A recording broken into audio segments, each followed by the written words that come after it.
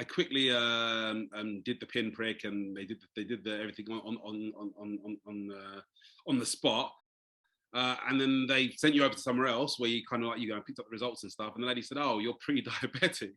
I said, there must be some mistake. Yeah. So you just popped in because you were waiting for your car or whatever, and you got given this news. Okay. Yeah. Okay. I was like, there must be some mistake. I'd like a second opinion. That's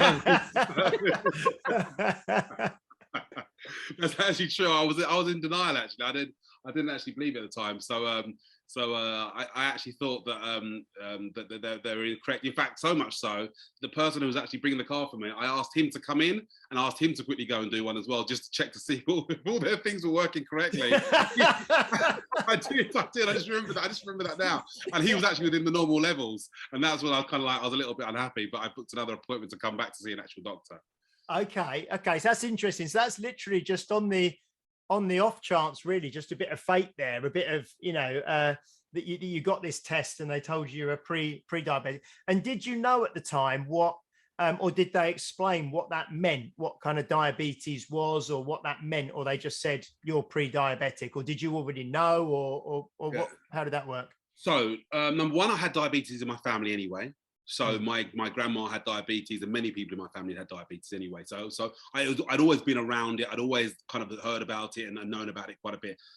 One of the things that lady did say, actually, the one of the nurses there, because I was in a rush and I was in a hurry, so I was trying to get out. And then when they did that, I was like, "Oh, hang on one second, let me call my friend to come in as well." So one of the things she did say that was important, and she was like trying to educate me as to everything on it, but I was still in denial. I wasn't kind of like believing that was the case. Is she said when you do your plate of food, to do half of it with greens, and then the other quarter of it with protein, and the other quarter with carbohydrate. And that was one of the things that stuck with me, that she said. I was like, that's quite interesting for those guys that have got diabetes. I'm sure that's useful. That's useful news for them, Yeah. Okay. So then you booked a follow-up appointment to actually come back and see a doctor to kind of get, like you say, almost like a second opinion, or to confirm it and to delve a bit deeper. So how long did you have to wait for that next I left it a little while, just because I think I was traveling at the time, so I left it for a little while, and then I came back. And what actually happened is you had to book the appointment. You had to go in fasted. In fact, I think I went there one time, but I hadn't fasted, so I had to come back another time to to fast before they do the test, and then they send you the results. You have to go back for the results later. And then he said, I said, "Oh, someone mentioned about this pre-diabetes thing." He goes, "No, this isn't pre-diabetes. You've got diabetes type 2. You're within the levels of whatever it was." I was like, and this was the doctor now. So now I was like, you had the white coat on and everything. So I was like, okay, Houston, we have a problem.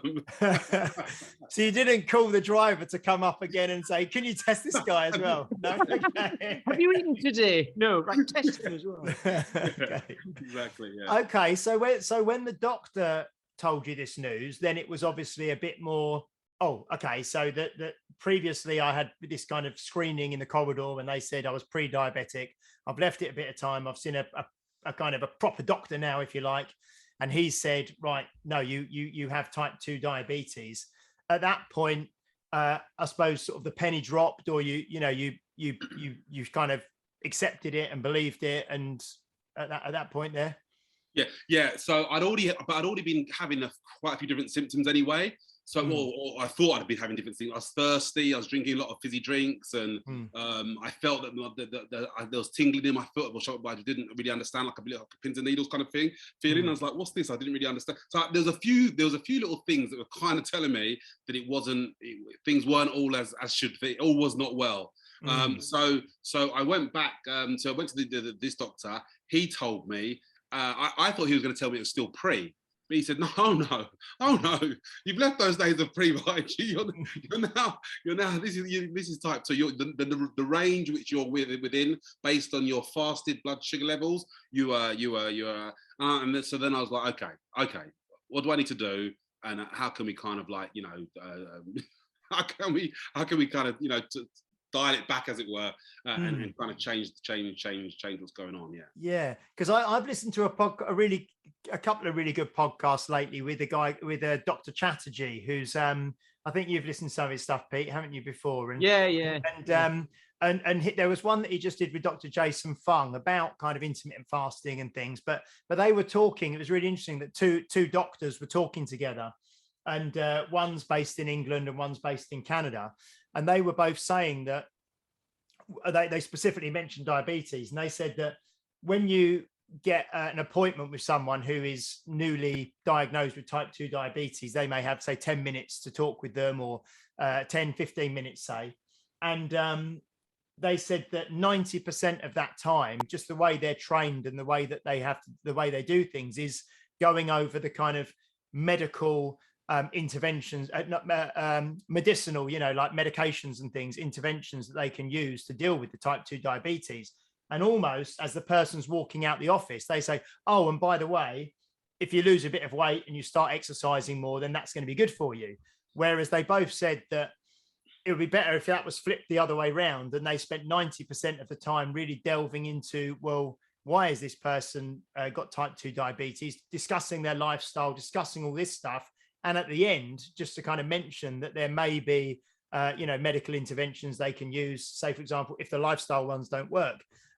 So I know what was really amazing when I saw your post was that it seemed to me that the doctor took a much more holistic, lifestyle-based approach with you, rather than just getting you on some medication straight away. So do you want to kind of explain what the conversation was with the doctor after he'd told you the news? Okay, so that was there was the nurse first of all, then there was the doctor, and the reason I'm splitting it out because there was the different things happened at different times. After that, the type 2 diabetes, type 2, pronouncement from the doctor. That's when I knew that I needed to get fit, and that he also said I needed to lose weight. And I knew at the time I was weighing in at 136.7 in stone. Is that like 13 stone? 14 stone, what that? 136.7 I was weighing in at. Oh, you were weighing in kilos, yeah? Yeah, so kilos, wait, sorry. 136.7 times 2.2 equals 300 pounds.